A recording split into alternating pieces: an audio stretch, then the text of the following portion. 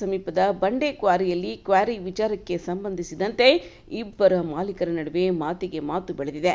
ವೈಯಕ್ತಿಕ ದ್ವೇಷದ ಹಿನ್ನೆಲೆಯಲ್ಲಿ ಆರಂಭವಾದ ಮಾತಿನ ಚಕಮಕಿ ಬಳಿಕ ಕೈ ಮಿಲಾಯಿಸುವ ಹಂತಕ್ಕೆ ತಲುಪಿದೆ. ಘರ್ಷಣೆಯ ವೇಳೆ ಕ್ವಾರಿ ಬಳಿ ನಿಲ್ಲಿಸಲಾಗಿದ್ದ ಡಸ್ಟರ್ ಕಾರಿಗಿದ್ದ ದುಷ್ಕರ್ಮಿಗಳು ಬೆಂಕಿ ಹಚ್ಚಿದ್ದು ಕಾರು ಸಂಪೂರ್ಣವಾಗಿ ಭಸ್ಮವಾಗಿದೆ. ಘಟನೆಯಿಂದಾಗಿ ಕ್ವಾರಿ ಪ್ರದೇಶದಲ್ಲಿ ಕೆಲಕಾಲ ಬಿಗುವಿನ ವಾತಾವರಣ ನಿರ್ಮಾಣವಾಗಿತ್ತು.